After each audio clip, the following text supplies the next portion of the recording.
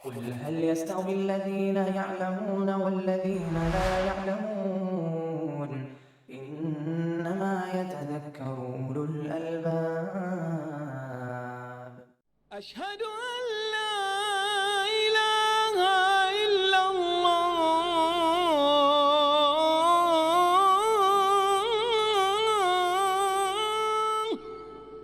الحمد لله رب العالمين، والصلاة والسلام على المبعوث رحمة للعالمين سيدنا ونبينا محمد وعلى آله وصحبه أجمعين. أما بعد، باب الخشوع في الصلاة.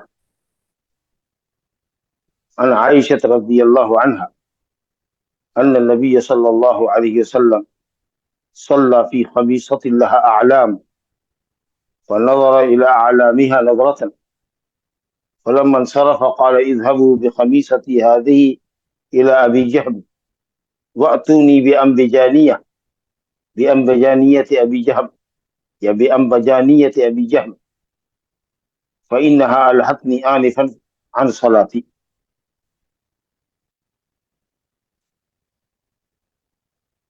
نماز میں خشوع، حضور قلب، دل کا ایسا خوف جس کا اثر اعضاء اور جوارح پر ظاہر ہو، نماز کی روح اور اس کا مغز ہے۔ نماز میں ثواب کی کثرت اور قلت کا دار و مدار بھی اسی پر ہے کہ آدمی کس قدر حضور قلب کے ساتھ پرسکون طریقے پر نماز پڑھ رہا ہے اور کس قدر اس کا دل اللہ سے غافل ہے۔ اسی لیے ضروری ہے کہ ہم اپنی نماز میں خشوع لائیں، دل کے خوف کے ساتھ نماز پڑھیں، اللہ تعالیٰ کی عظمت کو دل میں بٹھائے اور اس خوف اور عظمت کا اثر ہمارے اعضاء اور جوارح پر دکھے۔ بلا ضرورت آنکھ کے اشاروں سے دوسری طرف نہ دیکھیں، گوشہ چشم سے بلا ضرورت جسم کو نہ کھجائیں، بلا ضرورت موبائل وغیرہ سے چھیڑ چھاڑ نہ کرے، توجہ اللہ کی طرف رکھیں۔ دل میں اگر اللہ کا خوف ہوگا، اس کی عظمت ہوگی، تو آپ کے اعضاء اور جوارح بھی مطمئن ہوں گے، پرسکون ہوں گے۔ دل کے اندر حضور قلب لانے کے لیے کہ دل آپ کا نماز کے لیے حاضر ہو، نماز کی طرف توجہ ہو، اللہ کی طرف دل آپ کا مائل ہو، اس کے لیے ضروری ہے کہ آدمی شیطان سے پناہ چاہے، اکثر اوقات میں پناہ چاہتا ہے۔ اور الحمدللہ نماز میں ہم جب پہلی رکعت میں دعائے استفتاح پڑھتے ہیں تو اس کے ساتھ تعوذ بھی پڑھتے ہیں، تسمیہ بھی پڑھتے ہیں، پھر سورہ فاتحہ کی قرأت کرتے ہیں۔ اگر اس کے بعد بھی نماز کے اندر وسوسہ اور خیالات آئے تو حدیث میں آیا ہے کہ بائیں طرف اگر کوئی نہ ہو تو تھو تھو تھو کر دے، 3 مرتبہ تھک تھکا دے، اور اگر کوئی ہو تو اعوذ باللہ من الشیطان الرجیم جی میں پڑھ لے، انشاءاللہ وسوسہ اس کا دور ہوگا۔ اسی طریقے سے اگر امام ہے یا منفرد ہے تو نماز کے آگے سترہ رکھ لے، سجدہ گاہ سے 1 بالش آگے بڑھا کر، کیونکہ شیطان اس کا غلط فائدہ اٹھاتا ہے اور خود انسانی شکل میں یا کسی انسان کو جو شریر صفت ہوتا ہے اس کو آمادہ کر کے لے آتا ہے کہ نمازی اور سجدہ گاہ کے درمیان سے گزرو، تاکہ اس کا اٹینشن نماز سے ہٹے اور وہ تم کو روکنے میں لگ جائے، اور پھر تم زبردستی دوبارہ گزرنے کی کوشش کرو یہاں تک کہ پھر دھینگا مشتی ہو۔ تو اس طرح کی کیفیت سے بچنے کے لیے رکھ دینا چاہیے آگے سترہ۔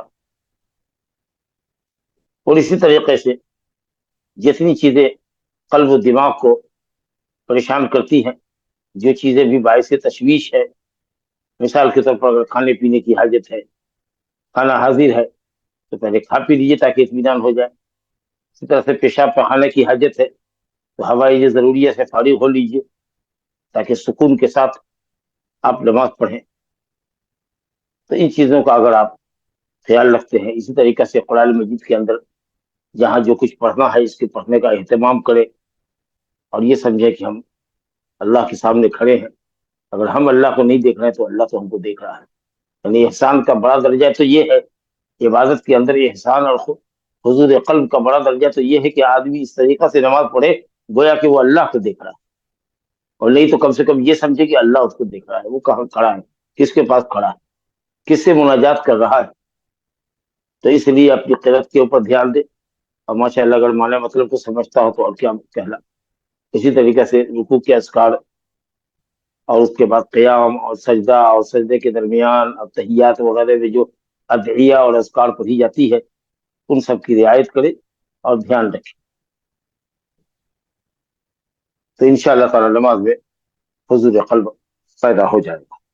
پھر بھی اگر وسوسہ پیدا ہوتا ہے تو اس سے بچنے کی شکل یہی ہے کہ اعوذ باللہ من الشیطان الرجیم پڑھے، بائیں کوئی نہ ہو تو تھکا بھی دے، اگر بائیں کوئی ہے تو تھکائے نہیں، صرف تعوذ پر اکتفا کرے۔ اور ایسے ہی اگر وسوسہ آتا ہے تو پھر آپ اس وسوسے پر دھیان نہ دیں، کیونکہ شیطان وسوسہ ڈالتا رہتا ہے، سجدہ کیا کہ نہیں، دوسرا سجدہ کیا کہ نہیں، رکوع کیا کہ نہیں، سورہ فاتحہ پڑھی کہ نہیں۔ اصلاً آپ نے پڑھ لیا ہے، سجدہ کر لیا ہے، الا کہ یقین ہونا کرنے کا تو آپ کو اس رکن کو دوہرانا ہے، یا اگر دوسری رکعت میں یاد آ گیا تو پہلی رکعت باطل قرار دی جائے گی، لیکن محض شک پیدا ہو رہا ہے تو شک پر آپ توجہ مت دیجیے، اس طریقے سے شیطان مایوس ہو جائے گا اور آپ کا پیچھا کرنا چھوڑ دے گا۔ بہرحال عائشہ رضی اللہ عنہ کہتی ہیں کہ نبی صلی اللہ علیہ وسلم نے ایک چادر میں نماز پڑھی جس میں دھاڑیاں بنی ہوئی تھی، وہ چادر خمیسہ، دھاڑی دار چادر، ان کی بھی ہوتی ہے اور ریشم کی بھی ہوتی ہے، ریشم کی رہی ہوگی اور پھر لال، پیلی، ہری، سفید دھاڑیاں بنی رہی ہوں گی۔ ابو جہم رضی اللہ عنہ نے نبی صلی اللہ علیہ وسلم کو ہدیہ کیا تھا، آپ صلی اللہ علیہ وسلم ہدیہ قبول کیا کرتے تھے، صدقہ تو آپ کے لیے حرام تھا لیکن ہدیہ آپ قبول کرتے تھے، اور ہدیہ دینے والے کو بدلہ بھی دیتے تھے، یقبل الہدیہ و یثیب علیہا، ہدیہ قبول کرتے تھے اور ہدیہ کا بدلہ ہدیہ بھی دیا کرتے تھے۔ تحادوا تحابوا، ایک دوسرے کو ہدیہ دیا کرو تاکہ محبت پیدا ہو۔ تو ایک شخص ابو جہم نام کے آئے، کاروبار تھا کپڑے کا، ایک خوبصورت سی چادر لے کر آئے جو قیمتی رہی ہوگی لیکن تھی ملون۔ نبی صلی اللہ علیہ وسلم نے اس ہدیے کو قبول کیا جیسا کہ آپ قبول کرتے تھے، تاکہ ہدیہ دینے والے کا دل نہ ٹوٹے، اس کی حوصلہ افزائی ہو۔ لیکن جب آپ نے نماز پڑھی تو آپ کی توجہ اس دھاڑی کی طرف چلی، جو نشانات بنے ہوئے تھے اس کی طرف چلی۔ اب شاید کچھ لمبے دیر تک دیکھتے رہے دھاڑی کو، یا ہلکی سی نظر پڑی تھی اور پھر نظر آپ نے پھیر دی۔ بہرحال کہتے ہیں فنظر الی اعلامها نظرۃ، ایک نظر آپ نے چادر کی رنگینیوں کی طرف، یا چادر کے رنگین نشانات کی طرف آپ نے ایک نظر ڈالی، یا آپ کی نظر کو چادر کے نشانات نے، ملون نشانات نے، رنگین نشانات نے آپ کی توجہ کو کھینچ لیا۔ جب آپ نماز سے فارغ ہوئے تو آپ نے کہا اذهبوا بقمیصتی هذه الی ابی جہل، میری اس خمیصہ کو، دھاڑی دار چادر کو لے جاؤ ابو جہل کے پاس۔ تو کسی کو کسی کام پر ڈپوٹ کرنا، جا کے میرا یہ کام کر دو، جا کے یہ سامان فلاں کو واپس کر دو، اگر ایسے شخص کو کہہ رہے ہیں جو آپ کی بات مانے گا اور خوشی سے کام کر دے گا تو کوئی حرج کی بات نہیں، لیکن اگر وہ کر کے کرتا ہے یا برا سمجھتا ہے تو مت کہیے اس کو۔ لیکن اگر آپ کا کوئی کام کرنے میں اس کو خوشی محسوس ہوتی ہے، اگر آپ کو یہ اندازہ ہے اس سے، تو آپ اس کو کسی چیز کا حکم کر سکتے ہیں۔ بہر آپ نے کہا کہ میری اس خمیصہ کو، تحقیق کے لیے کہ یہ خمیصہ، اشارہ کر کے بتایا، میری خمیصہ اس لیے کیا کہ جب ہدیہ دے دیا کسی نے وہ آپ کی ملکیت ہو گئی، تو اس لیے ملکیت پر آپ کی تھی، ہدیہ قبول کر لینے کے بعد کہا میری اس خمیصہ کو، میری اس دھاڑی دار چادر کو، ملون چادر کو، دھاڑی دار، رنگین دھاڑی دار چادر کو لے کر کے ابو جہل کے پاس جاؤ، جس نے دیا ہے اسی کو واپس کرو، اور اس کے بدلے میں ابو جہل سے امبجانیہ یا امبجانیہ، امبج یا ممبج، شام میں ایک شاعر کا نام ہے، وہ کپڑا مانگ کر لیا، وہ چادر مانگ کر لیا. وہ تھوڑی موٹی کمبل ہوتی تھی اور اس میں دھاڑی نہیں ہوتی، بلیک یا بلیک ہی مائل، بلیک ہی قسم کا ہوتا تھا، سیاہی مائل ہوتا تھا. اب وہ جا کر لیا. وہ اس لیے آپ نے دوبارہ طلب کیا تاکہ وہ یہ نہ سمجھے ابو جہل رضی اللہ عنہ کہ نبی صلی اللہ علیہ وسلم نے میرے ہدیے کو پکڑا دیا، میری دل شکنی کی، واپس کر دیا. تو اس لیے آپ نے کہا کہ یہ دے دینا، اور اس کی جگہ پر امبجانیہ، ابو جہل کی امبجانیہ مانگ کر کے لیا تھا، جو بغیر دھاڑی کی ہوتی، جو نگاہ کو اپنی طرف کھینچ نہیں سکتی، نمازی کو نماز سے غافل نہیں کر سکتی. اور وجہ بتائی فَإِنَّهَا أَلْهَتْنِي آنِفًا عَنْ صَلَاتِي، ابھی اس نے میری توجہ کو نماز سے ہٹا دیا، مجھ کو غافل کر دیا نماز، میری بے توجہی ہو گئی نماز. یہ وجہ بھی آپ نے علت بتا دی. تو اگر کسی کو ہدیہ دینے والے کو اس کا ہدیہ واپس کر رہے آپ تو اس کی وجہ بھی بتا دیجیے تاکہ اس کو اطمینان ہو اور دل اس کا نہ ٹوٹے. اس کا الٹرنیٹ آپ سے طلب کر سکتے ہیں تاکہ اس کو سمجھ میں آئے کہ آپ نے جو اس کا ہدیہ کو واپس نہیں کیا ہے، حقیر نہیں سمجھا ہے. مؤلف نے کہا الخمیسہ کساء مربع لہا اعلام، ایک چادر ہوتی ہے غالباً چوکور ہو اور اس پر دھاڑیاں ہوتی ہیں، وہ بھی اعلیٰ ملونہ رنگین دھاڑیاں ہوتی ہیں. جبکہ امبجانیہ یا امبجانیہ کساء غلیظ، کچھ ٹھیک موٹا کمبل ہوتا ہے جو بغیر دھاڑی کے ہوتا ہے. اس سے یہ سمجھا کہ کوئی بھی ایسی چیز نمازی کے جسم پر یا اس کے سامنے نہ ہو جو اس کی توجہ کو نماز سے ہٹا دے.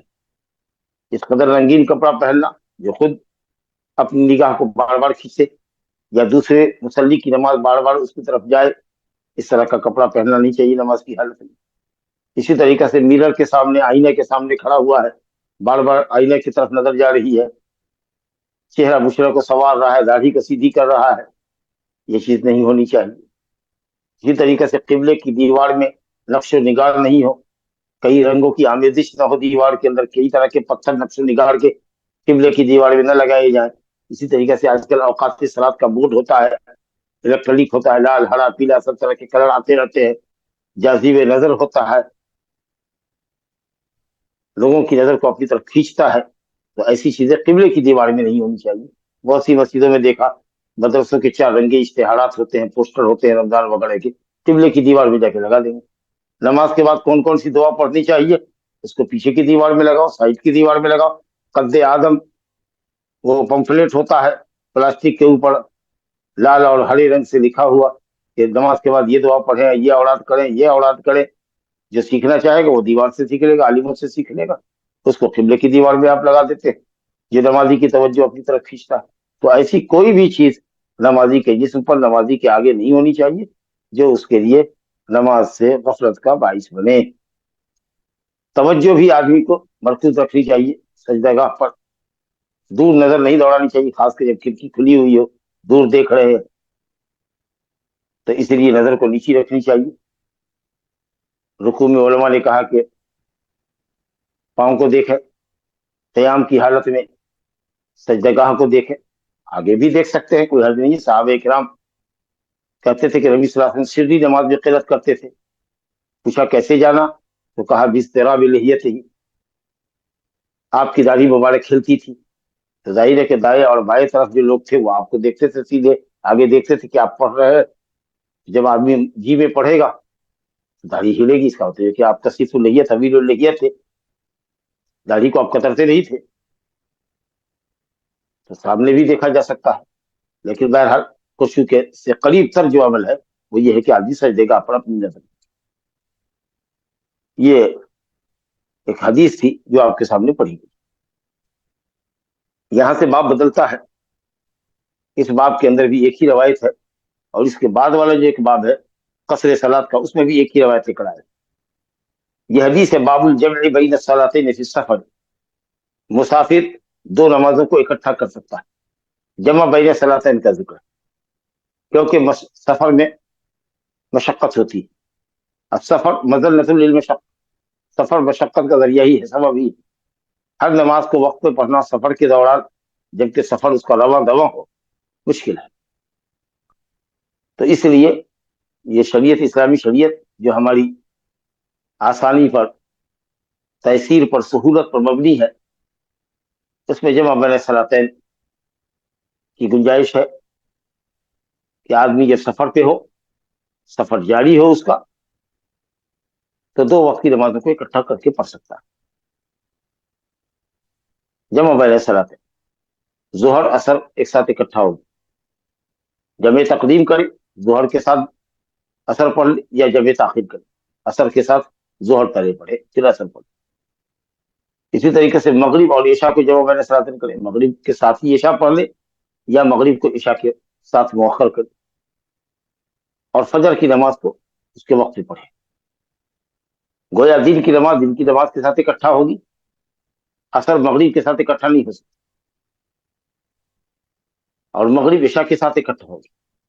عشاء فجر کے ساتھ نہیں پڑھی جا سکتی کیونکہ عشاء کا وقت نصف اللیل ہے اور فجر صبح صادق کے بعد ہوتی ہے. گویا آدھی رات کا وقفہ ہے دونوں کے اندر. اور اسی طریقے سے فجر کی نماز ظہر کے ساتھ اکٹھا نہیں کی جا سکتی کیونکہ نصف النہار کے بعد جب سورج ڈھلتا ہے تو ظہر کا وقت ہوتا ہے. تو عشاء اور فجر میں جمع بین صلاتین نہیں ہو سکتا، نصف اللیل کا وقفہ ہے. اور فجر اور ظہر کے درمیان جمع بین صلاتین نہیں ہو سکتا کیونکہ نصف النہار آدھے دن کا وقفہ ہے.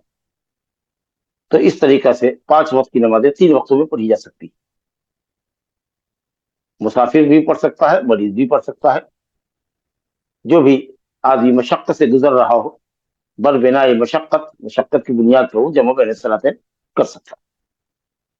لیکن عام طریقہ سے مشقت مریض کو ہوتی ہے، مسافر کو ہوتی ہے، اس لیے باب الجمع بین صلاتین نے سفر کا ہے کیونکہ سفر میں مشقت ہے، علت اصل میں مشقت ہے. تو جمع تقدیم بھی ہے اور جمع تاخیر بھی. اگر آپ زوال سے پہلے نکلنا ہے، سورج ڈھلا نہیں ہے، ظہر کا وقت نہیں ہوا، تو آپ ظہر کی نماز نہیں پڑھ سکتے قبل الوقت. چلیے اثر کی نماز کے وقت میں آپ کو ظہر پڑھنا ہے، اثر پڑھنا ہے. 2 رکعت ظہر پہلے پڑھے اور پھر اس کے بعد اقامت کر کے پہلی اقامت ظہر کے لیے کرے 2 رکعت اور پھر 2 رکعت اقامت سے اثر پڑھے. اسی طریقے سے سفر کنٹینیو ہے آپ کا، تو آپ یا تو مغرب کے وقت میں چاہیے تو عشاء پڑھ لیجیے یا مغرب کو عشاء کے وقت کے لیے مؤخر کر دیجیے. ابن عمر اور ابن عباس رضی اللہ عنہ سے حدیث ہے، اور حضرت معاذ بن جبل رضی اللہ عنہ سے روایت ہے ابو داؤد وغیرہ میں کہ نبی صلی اللہ علیہ وسلم جب زوال سے پہلے سفر کرتے تو ظہر کو مؤخر کرتے، اثر کے ساتھ پڑھتے. اس کو جمع تاخیر کہتے ہیں، یعنی ایک نماز ظہر کی اپنے وقت سے مؤخر کر دی گئی. اور جب زوال شمس کے بعد کرتے، ظہر کا وقت ہو جاتا تو پھر ظہر پڑھتے، اس کے ساتھ ساتھ اثر پڑھتے، یعنی ایک نماز کو اثر کو اپنے وقت سے مقدم کرتے، اس کے وقت سے مقدم کرتے تو یہ جمع تقدیم ہوا. اور ظہر کو اگر اثر کے ساتھ پڑھیں گے تو یہ جمع تاخیر ہوا. اسی طریقے سے مغرب سے پہلے سفر پہ نکل جاتے تو مغرب کو عشاء کے ساتھ پڑھتے، یعنی مغرب کو مؤخر کرتے عشاء کے وقت میں، پہلے مغرب پڑھتے پھر عشاء، ترتیب ضروری ہے، اس کو جمع تاخیر کہتے ہیں. اور اگر سورج کے غروب کے بعد سفر کرتے تو مغرب کے ساتھ عشاء پڑھ لیتے. حدیث کی صنعت یہ بھی صحیح ہے. تو بہرحال سہولت کے مطابق مسافر جمع بین صلاتین کر سکتا ہے، جمع تقدیم کرے یا جمع تاخیر کرے. اور فجر کو جیسا کہ میں نے عرض کیا کہ وہ اپنے وقت سے پڑھی جائے گی. اس طریقے سے 2 نمازوں کو اکٹھا کر سکتے ہیں. نبی صلی اللہ علیہ وسلم نے حجۃ الوداع میں ظہر و اثر کو ظہر کے وقت میں پڑھا تھا اور لوگ فارغ ہو گئے، مغرب تک ذکر و اذکار میں دعا میں مشغول رہے. اور سورج ڈوبنے کے بعد عرفات سے چلے یا عرفہ سے چلے مزدلفہ آئے عشاء کے وقت، اور وہاں آپ نے مغرب کی نماز پڑھی، اذان ہوئی، مغرب کی نماز پڑھی، پھر لوگوں نے قجاوے سے سامان اتارا اور اس کے بعد پھر اقامت ہوئی، عشاء کی 2 رکعت نماز پڑھی، وتر پڑھ کر کے سو گئے آرام سے. اور سفر میں بھی نبی صلی اللہ علیہ وسلم جب جاتے تو جمع بین صلاتین کیا کرتے تھے، جیسا کہ ابن عمر اور ابن عباس رضی اللہ عنہ، ابن معاذ بن جبل وغیرہ سے ثابت ہے. حدیث دیکھیے، عبداللہ بن عباس رضی اللہ عنہ کی روایت ہے، قال رسول اللہ صلی اللہ علیہ وسلم یجمع فی السفر بین صلاۃ الظہر والعصر. نبی صلی اللہ علیہ وسلم سفر کے اندر ظہر و اثر کو اکٹھے کر کے پڑھتے تھے.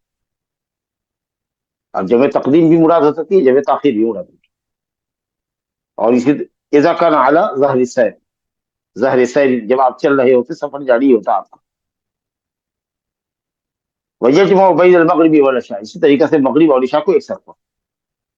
जैसा कि मैंने कहा कि असर मगरिब के साथ नहीं जा सकती, इशा फजर के साथ नहीं जा सकती। जब चल रहे होते, क्या मतलब इसका कि जब मुसाफिर किसी जगह पे नुज़ुल कर ले, क़याम कर ले, मैं अगर चलूं अपने घर से और दिल्ली पहुंचूं, और दिल्ली में वहां कहीं किसी होटल में क़याम करता हूं, वहां मैं उतर गया हूं, तो क्या मैं जमा बैन सलातैन नहीं कर सकता? क्योंकि मेरा सफर खत्म हो गया है, मैं वहां उतर गया हूं, ठहर गया हूं, नहीं कर सकते। बेहतर तो ये है कि अगर कोई दुश्वारी ना हो, मशक्कत ना हो, तो तमाम नमाजें वहां शहर में अपने अपने वक्त पे पढ़िए। इन सलात कानत अलल मुमिनीन किताबुम मौक़ूता, नमाज अपने अपने वक्त पर मुकर्रर के साथ फर्ज की गई। लेकिन अगर आदमी चाहे तो जमा बैन सलातैन कर सकता है। हजरतुल वदा के मौके पर नबी सल्लल्लाहु अलैहि वसल्लम वादी अब्तह में, जिसको वादी मुहस्सब भी कहते हैं, आप कंकड़ी मार करके तशरीफ लाए।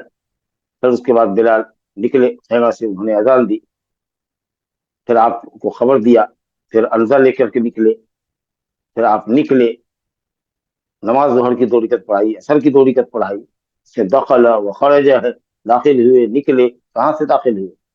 कहाँ दाखिल हुए? आप कहाँ से निकले? खेमा से, जो खेमा नसब किया गया था। इसी तरीके से ग़ज़वा तबूक के मौके पर है कि नबी सल्लल्लाहु अलैहि वसल्लम ने ग़ज़वा तबूक के मौके पर ज़ोहर और असर को इकट्ठा किया, वहां भी दखल व खरज का लफ्ज़ है। खेमा में दाखिल हुए, खेमा से निकले। तो मुसाफिर अगर किसी शहर में उतरा हुआ भी हो, तो वो भी हस्ब ज़रूरत जमा बैन सलातैन कर सकता है।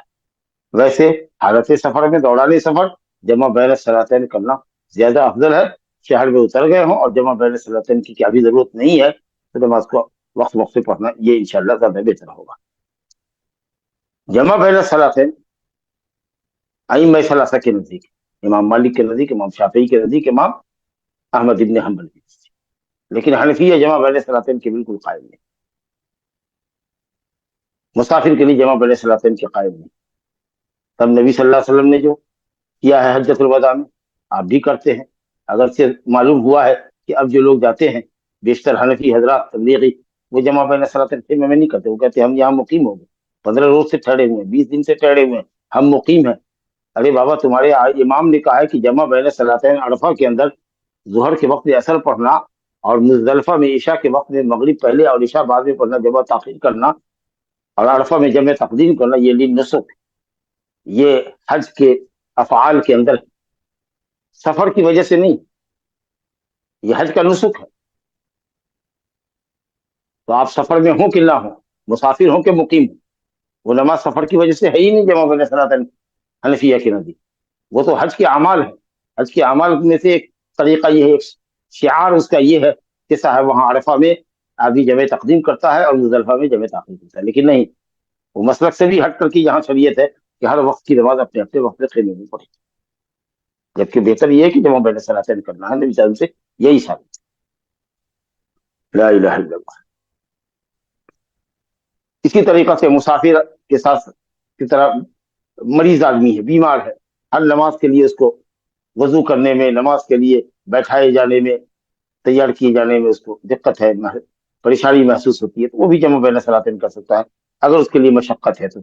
मिसाल के तौर पर इस्तिहाजा वाली औरत है, मुस्तहाजा है, जिसको खून हमेशा जारी रहता है, तो नबी सल्लल्लाहु अलैहि वसल्लम ने 2 ऑप्शन बताया, या तो 2 नमाजों को इकट्ठा करके पढ़े, तो गुस्ल करके पढ़े, या फिर हर नमाज को उसके वक्त में पढ़े और महल्ले मखसूस को धो करके और उस पर कुछ पैड वगैरह लगा करके जांगिया में, और फिर उसको अंडरवियर में उसको बांध ले अच्छी तरीके से, और फिर वजू करे और नमाज एक वक्त की पढ़े। जोहर की नमाज के लिए वो एक वजू करे, फर्ज नफिल जितनी चाहे पढ़े, लेकिन असर की नमाज के लिए फिर उसको शर्मगाह धोना और वजू करना होगा, पैड बदलना होगा और फिर नमाज पढ़ना होगा। तो या तो इस तरीके से वो हर नमाज को धो करके वजू करके नमाज पढ़े, या 2 नमाजों को इकट्ठा करे और गुस्ल किया करे। तो इसी तरीका से अगर कोई शख्स ऐसा मरीज है, बहुत बीमार है, या वो मफलूज आदमी है, हर वक्त के लिए वजू कराना, नमाज पढ़ना, पढ़ाना, या उसको पकड़ के रखना कि साहब वो गिर ना जाए, किसी तरफ ढल ना जाए, वो माइल ना हो जाए, गिर ना जाए बिस्तर पर। तो अगर मशक्कत हो हर नमाज को वक्त पर पढ़ने की, तो 2 वक्त की नमाज को इकट्ठा करके पढ़ा दीजिए। इसी तरीके से कुछ लोग होते हैं जिनको रिया खारिज होने की बीमारी रहती है, हर वक्त रिया खारिज हो रहा है, कंट्रोल में नहीं है, पेशाब हर वक्त निकलता रहता है, पखाना किसी भी वक्त आ सकता है, हर वक्त निकलता रहता है। अगर कंट्रोलिंग पावर नहीं है रिया में, पेशाब पखाना में, वो कंट्रोलिंग काबिश नहीं है उसकी, تو اگر وہ چاہے جمع بین صلاتین کرے تو کر سکتا ہے۔ اسی طریقے سے خوف ہے یا بارش تیز ہے یا بارش تیز ہونے کا امکان ہے، ابھی بارش شروع ہوئی ہے اور امکان ہے کہ وہ تیز ہو جائے گی، جمع بین صلاتین کر دیا اور 10 منٹ کے بعد مسئلہ صاف ہو گیا، تو چونکہ آپ جمع بین صلاتین اس امید سے کر چکے ہیں کہ بارش تیز ہونے کا امکان تھا لیکن نہیں ہوئی، تو ہو گیا الحمدللہ، ہو گیا۔ تو لیکن یہ ہوتا ہے، لوگ پوچھتے مولانا ہلکی بارش ہوئی تھی، ابھی کچھ چھینٹے ہی پڑے تھے، تیز ہوا معمول سے تھوڑی تیز چلنے لگی، امام صاحب نے کہا جمع بین صلاتین کر لو۔ ارے نہیں بابا، ایسا نہیں ہوتا، تیز بارش ہو، کیچڑ ہو راستے میں، نمازیوں کو مسجد میں وقت وقت پر آنے میں پریشانی ہوتی ہو، تب جمع بین صلاتین ہونی چاہیے۔ اسی طریقے سے کوئی ایسا کام ہے جو آپ کا بالکل مشغول کر دینے والا ہے، نماز کا وقت نہیں ملے گا، ممکن ہے کہ نماز آپ کی چھوٹ جائے، قضا ہو جائے، تو ایسی صورت میں بھی جمع بین صلاتین کرنے مشائخ نے کہا ہے کہ میں مثال کے طور پر اگر کوئی طالب علم ہے جاتا ہے اور اس کو نماز کا وقفہ نہیں ملتا ظہر کا، 2:30 پونے 3 بجے اس کا اسکول اوور ہوتا ہے جی، اور جب تک وہ اپنے گھر لوٹتا ہے تو اثر کا وقت ہو چکا ہوتا ہے، اور ہر روز یا تو وہ نماز کو قضا کرے یا پھر دراسہ چھوڑے، تعلیم چھوڑے، پڑھائی چھوڑے، تو ایسی صورت میں اگر اس کو یہ مشقت ہے تو پھر وہ جمع بین صلاتین کرے گا، اثر کے ساتھ پہلے ظہر پڑھ لے گا، اس کے بعد اثر کرے گا۔ بہرحال تو مقصود صرف یہ ہے کہ صاحب مشقت یہ جمع بین صلاتین کا سبب ہے۔ کبھی کبھی ہم لوگ کی یہاں مشغولیت ہوتی ہے، جیسے کہ اجلاس عام ہوتا ہے، جلسہ ہوتا ہے، دینی جلسہ ہے، تو اب مغرب کے بعد لوگ بیٹھتے ہیں اور چاہتے ہیں کنٹینیو 10 بجے 11 بجے تک نہیں چلے، اگر عشاء کے لیے اس کو اگر روکتے ہیں تو پھر مجمع ہمارا منتشر ہو جاتا ہے، تو اس طریقے سے اگر یہ مشغولیت ہو تو جمع بین صلاتین بھی کر لینے میں کوئی حرج نہیں ہے، کیونکہ خطبے کو اگر توڑتے ہیں یا جلسے کے سلسلے کو توڑتے ہیں تو پھر وہ افراتفری ایک طرح کی پھیل جاتی ہے، تو وہ بھی ایک ضرورت ہے، اور ایسی صورت میں ہر نماز کو وقت پہ پڑھنا باعث مشقت ہے، تو جمع بین صلاتین انشاءاللہ ان تمام شکلوں میں جائز ہوگی، واللہ اعلم۔ اور ایک آخری باب جو آج کے درس کا ہے ہمارا، اور ایک آخری ہی حدیث ہے، اس میں ایک ہی حدیث ہے، پھر اس کے بعد کتاب الجمعہ شروع ہو رہا ہے، جمعہ کی نماز کے مسائل چلیں گے، تو میں یہ اس حدیث کو پڑھ کر کے انشاءاللہ تعالیٰ درس کو ختم کروں گا، کیونکہ آج بخار اور زکام کی کیفیت ہے میری۔ تو یہ باب ہے باب قصر صلاۃ فی السفر، سفر میں نماز قصر کرنے کا بیان۔ اس کا مطلب یہ کہ نماز قصر کرنا یعنی رباعی نماز کو سنائی کر کے پڑھنا، ظہر، عصر اور عشاء جو 3 وقت کی نمازیں ہیں، ان کو 4 کو 2 کر کے پڑھنا۔ مغرب میں تو قصر نہیں چلے گا، مغرب تو مغرب ہی ہے، 3 رکعت ہی ہے، اور فجر میں بھی قصر نہیں ہے کیونکہ وہ 2 رکعت ہے، تو ظہر، عصر، مغرب اس کو قصر کرنا یہ صرف مسافر کے لیے۔ بیمار آدمی جمع بین صلاتین تو کر سکتا ہے، حضر میں جو سفر کی ضد ہے، حضر میں آدمی جمع بین صلاتین تو کر سکتا ہے بوجہ مشقت، لیکن قصر نہیں کر سکتا ہے، قصر خاص ہے سفر کے لیے۔ کتنے لوگوں کے پاس جائیے بیمار کے کہہ رہے ہیں کہ ہم 15 دن سے جمع بین صلاتین کر رہے ہیں اور قصر بھی کر رہے ہیں، بھائی قصر کیوں کر رہے ہیں؟ قصر تو مقیم کے لیے نہیں ہے، کیا کہتے ہیں، حضر والے کے لیے تو نہیں ہے، مسافر کے لیے۔ یا ایھا الذین آمنوا اذا ضربتم فی الارض فإذا ضربتم في الأرض فليس عليكم جناح أن تقصروا من الصلاة إن خفتم أن يفتنكم الذين كفروا إلى آخر۔ آخری شرط کا اعتبار نہیں کہ اگر خوف ہو کافروں سے، اے ایمان والو جب سفر کرو تو نماز قصر کرو، لا لیس علیکم جناح، کوئی حرج نہیں، حرج کی نفی کی گئی، یعنی قصر کر سکتے۔ تو اس سے بھی معلوم ہوا کہ قصر رخصت ہے، واجب نہیں، برخلاف حنفیہ کے کہ ان کے نزدیک قصر واجب ہے۔ اگر کوئی ظہر کو مسافر 2 رکعت نہیں پڑھتا ہے تو وہ گنہگار ہوگا، بلکہ ایک قول ابو حنیفہ کی نماز باطل ہو جائے گی، لیکن جو راجح قول ہے ان کے مذہب کا وہ یہ ہے کہ قصر واجب، اس کا تاریخ گنہگار ہے، اور ابن حزم ظاہری کے نزدیک یہ ہے کہ اگر قصر نہیں کرے گا تو نماز باطل ہے، لیکن راجح قول جمہور ائمہ کا، مالکیہ، شافعیہ، حنابلہ کا یہ ہے کہ اتمام بھی جائز ہے سفر میں اور قصر بھی جائز ہے، لیکن قصر اولا و افضل ہے، واجب نہیں، کیونکہ حدیث ہے اما عائشہ رضی اللہ عنہ کی صحیح روایت ہے کہ نبی صلی اللہ علیہ وسلم کان یقصر ویتم فی السفر، آپ قصر بھی کرتے، نماز کو مکمل بھی کرتے۔ بعض ہم میں کا قصر کرنے والا ہوتا، صحابہ کہتے، بعض مکمل کرنے والا ہوتا، اور جیسا کہ قرآن نے کہا لیس علیکم جناح، حرج نہیں، اللہ نے حرج کی نفی، اور حرج کی نفی سنت والے عمل سے ہوتی، واجب میں حرج نہیں ہوتا، واجب میں نہیں کہا جاتا کہ کوئی حرج نہیں، واجب ہے تو اس کو تو کمپلسری عمل کرنا۔ चलो कर लो, कोई हर्ज नहीं, कसर कर लो। और नबी सल्लल्लाहु अलैहि वसल्लम ने फरमाया सदक़तुन तसद्दक़ल्लाहु बिहा अलैकुम फक़बलू सदक़ती, अल्लाह का सदका कबूल करो। सदका कबूल करना वाजिब नहीं। बहरहाल तो सही कौल ये है कि कसर वाजिब नहीं है बल्कि सुन्नत है, और अफजल है कि आदमी कसर करे। दौरान सफर हो तो अब उलमा में इख्तिलाफ है कि किसी शहर में उतर जाए तो कितने दिन तक की नीयत हो तो कसर करेगा। कोई कहते हैं 10 दिन, कोई कहते हैं 15 दिन, कोई कहते हैं 19 दिन, मुख्तलिफ अकवाल। लेकिन जमहूर कहते हैं कि 4 दिन, दुखूल और खुरूज के दिन को लेकर छोड़कर 4 दिन, यानी 20 नमाजें या 21 नमाज।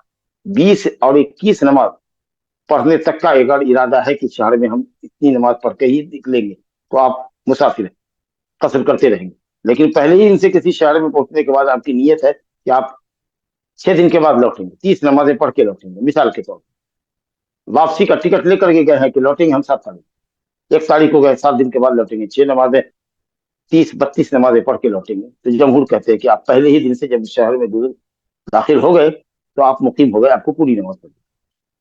उलमा का राज कौल यही है जो आखिर में अपने आप से कहा। मालिकिया, हनाबला, शाफिया का मशहूर कौल यही है कि 20-21 नमाजें पढ़ने तक आदमी मुसाफिर। इससे ज्यादा की नीयत है ठहरने की तो आप मुकीम है। लेकिन अगर तरद्दुद की कैफियत है, वापसी का कोई हतमी प्रोग्राम नहीं है, हतमी कोई तारीख नहीं है, कल भी काम होगा तो वापस हो जाएगी, 4 रोज भी लग सकता है, 10 दिन भी काम में लग सकता है। अगर ये तरद्दुद की कैफियत है, दुश्मनों से जंग करने के लिए गए हैं, मालूम नहीं कब जंग खत्म हो, कब दुश्मन सामने आए, कब हम रिलीज हो, कब यहाँ से चले, कुछ मतलब ये नहीं। जैसा कि ग़ज़वे तबूक के मौके पर नबी सल्लल्लाहु अलैहि वसल्लम वहाँ 20 दिन ठहरे तकरीबन, या फतेह मक्का के मौके पर आप सल्लल्लाहु अलैहि वसल्लम ठहरे। तो इस तरीके से तरद्दुद की अगर कैफियत हो तो आदमी जब तक रहेगा सफर में कसर करता रहेगा। लेकिन अगर तरद्दुद की कैफियत नहीं है, क़याम के लिए पुख्ता आज़म है और 21 नमाज से ज्यादा पढ़ने की नीयत है वहां, और उसके बाद वही वहां से चलेगा, तो रोजे अव्वल से वो वहां पहुंचने के बाद मुकीम हो जाता है। फिर जब सफर पर वापस आएगा तो ड्यूरिंग जर्नी, दौरान सफर जो है, जो नमाजें पढ़ेगा वो कसर पड़ेगा, फिर घर आकर के अपनी मुकम्मल करेगा। सफर की कोई नमाज अगर छुट्टी हुई है जिसको घर में पढ़ता है तो कसर करेगा। हजर की कोई नमाज है जिसको सफर में ले गया है तो उसको मुकम्मल पढ़ेगा, कजा अगर करता है तो, क्योंकि कजा अला वजील अदा ही होना। अब एक सब मसला सिर्फ और रह गया, वो ये है कि साहब कितनी मसाफत चले तो कसर करे और हम मुसाफिर कहलाते हैं। इस सिलसिले में भी शदीद इख्तिलाफ है। जमहूर उलमा कहते हैं कि साहब 48 मील चले, 3 फरसख, 1 फरसख होता है 3 मील का, 48 मील चले। दलील है हजरत इब्ने अब्बास का कौल, हजरत इब्ने उमर का कौल। कामिना अरफात जाए तो कसर करे, कहना है, लेकिन जद्दा जाओ तो कसर करो, उस्फान जाओ तो कसर करो, ताइफ जाओ तो कसर करो। दूरी यही है, 75-80 किलोमीटर की दूरी। और हनफिया के नजदीक ये कि 72 मील, 1 मील गालिबन 1.5 किलोमीटर का होता है, तो गोया इनके यहाँ 100 किलोमीटर अगर चलते हैं तो आप मुसाफिर। जाहिरिया उलमा ने कहा कि नहीं, अल्लाह ताला ने कोई कैद मीलों की नहीं लगाई और नबी सल्लल्लाहु अलैहि वसल्लम से भी मीलों की कैद नहीं आई। मुतलक है कि जब तुम सफर पे निकलो, लिहाजा उर्फ में जिसको सफर कहा जाता है या मुसाफिर जिस मसाफत को तय करने पर अपने को ये समझे कि वो मुसाफिर है और उसको परेशानी है, मशक्कत है, घर जैसी उसको सहूलत नहीं है, वो कसर करेगा। और ये कौल शेख इस्लाम इब्न तैमिया का है और इंशाअल्लाह ताला यही कौल राजी है। हमारी मुख्तसर और महदूद समझ के मुताबिक कि जब अल्लाह और उसके रसूल ने कोई हदबंदी नहीं की तो हम हदबंदी नहीं करेंगे मीलों की शक्ल में। जिस पर आपका दिल मुतमईन हो, आपने को आप मुसाफिर समझें, आप कसर कर सकते हैं। आइए हदीस पढ़ते हैं।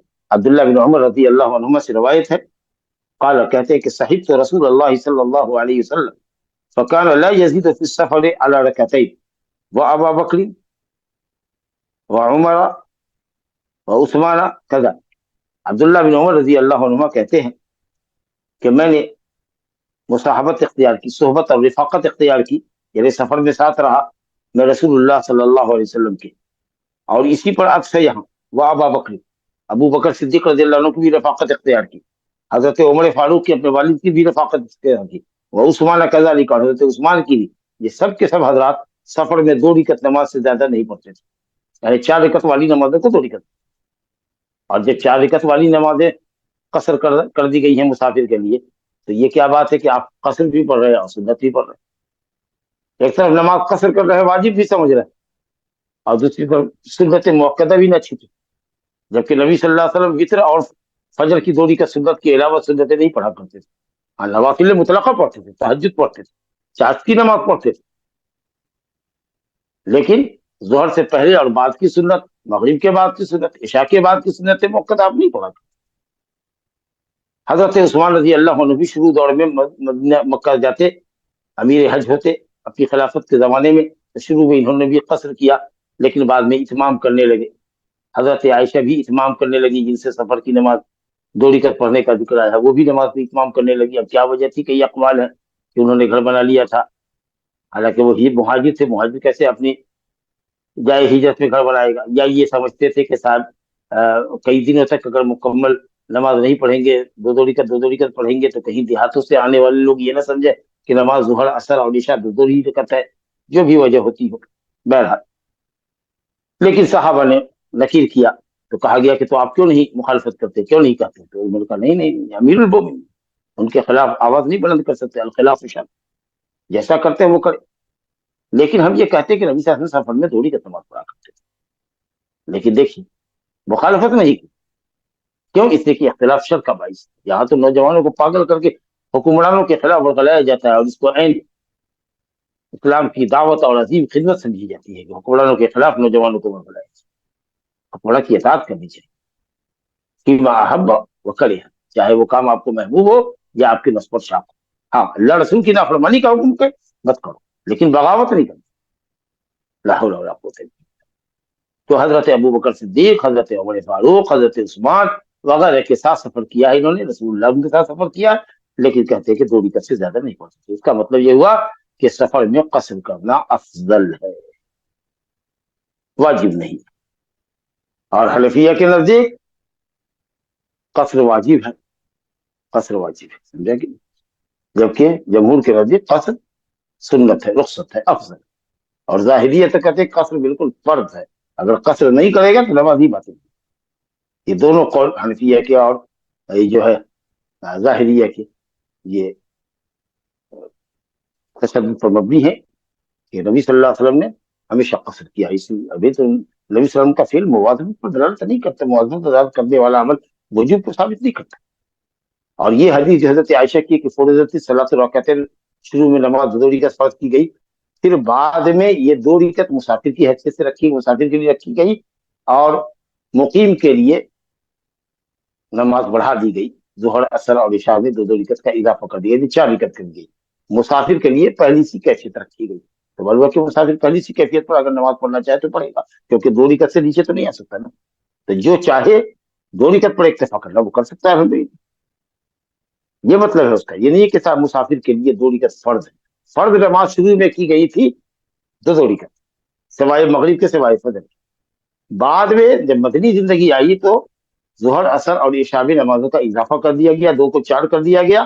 البتہ مسافر کے لیے وہی پہلی سی کیفیت جو جس پر نماز فرض ہوئی تھی وہ رکھی گئی باقی، کہ مسافر یہ 2 رکعت پڑھتا. تو جو 2 رکعت پر اکتفا کرے گا وہ 2 رکعت پر اکتفا کرے، بلکہ افضل ہے کہ وہ کرے. لیکن زبردستی نہیں کر سکتے کہ بھائی اس کو تمہارے لیے فرض ہے. خود نبی صلی اللہ علیہ وسلم نے کبھی سفر میں اتمام بھی کیا، کبھی قصر بھی کیا. خود اما عائشہ رضی اللہ عنہ جو اس حدیث کی راویہ ہے، وہ خود مکہ میں جایا کرتی تھی تو 4 رکعت پڑھتی تھی. ان کے بہن بیٹے حضرت عبداللہ، عروہ وغیرہ کہتے کہ خالہ جان آپ قصر کیوں نہیں؟ کہا کہ بیٹا یہ مجھ پر بھاری نہیں گزرتا ہے، مجھ پر شاق نہیں گزرتا ہے، 4 رکعت بھی مجھے پڑھنے میں ریلیکسیشن ہے، عافیت ہے، تو اس لیے میں پڑھتی ہوں. تو راوی جو حدیث کا راوی ہو اگر وہ اپنی روایت کے خلاف کرے تو حنفیہ کے نزدیک حدیث منسوخ مانی جاتی ہے. تو یہاں تو آپ منسوخ مان لیجیے اس کو، تو منسوخ ماننے کی ضرورت نہیں، غلط ہے. ہم نہیں کہتے کہ آپ منسوخ مان، یہ اصول ہی آپ کا غلط ہے. راوی کے عمل سے حجت نہیں ہوتی ہے، راوی کی حدیث پر عمل ہوتا ہے. لیکن وہ حدیث بھی قصر کی فرضیت اور وجوب پر دلالت نہیں. اور جیسا کہ میں نے آیت میں کہا کہ قرآن میں اللہ تعالیٰ نے آیت میں فرمایا ہے، میں نے آیت پڑھی کہ صاحب لیس علیکم جناح ان تقصروا، سفر کرتے ہو تو تم پر کوئی حرج نہیں ہے قصر کرنے میں کوئی حرج نہیں، اور یہ کہ یہ صدقہ ہے.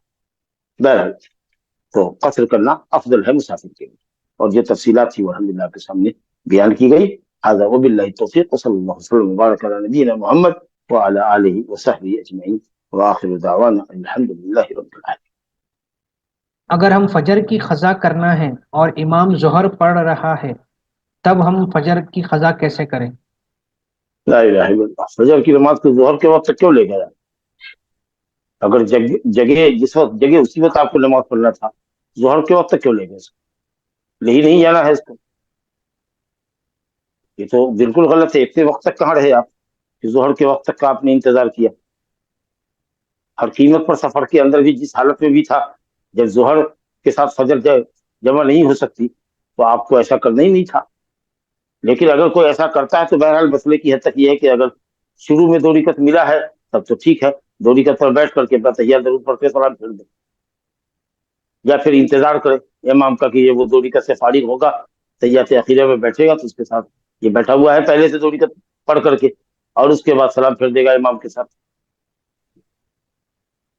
یہی شکل ہوگی. لیکن جان بوجھ کر کے تیسری رکعت کے لیے، چوتھی رکعت کے لیے اٹھے گا تو نماز باطل ہو جائے گی.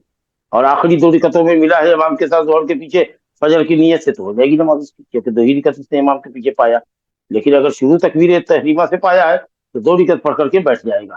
اب اس کو اختیار ہے کہ تیار ضرور پڑھ کر کے وہ سلام پھیر کر کے نماز سے نکل جائے، یا چاہے تو 2 رکعت پر بیٹھا رہے اور امام کیا انتظار کرے سلام میں. یہی کیفیت ہوتی ہے اس شخص کی بھی جو مغرب کے پیچھے اگر عصر کی نماز پڑھتا ہے تو پڑھے گا. لیکن اگر عشاء کے پیچھے مغرب پڑھتا ہے تو عشاء کی نماز ہو رہی ہے، ہماری مغرب باقی ہے، اور جا کے ہم مل گئے تو تیسری رکعت میں امام اٹھ جائے گا اور ہم بیٹھ جائیں گے. عشاء میں تیسری رکعت کے لیے امام اٹھ جائے گا اور ہم بیٹھ جائیں گے. اب بیٹھ کے تحیات ضرور پکڑ کے بائے بائے سلام پھیر کر کے نماز سے شروع.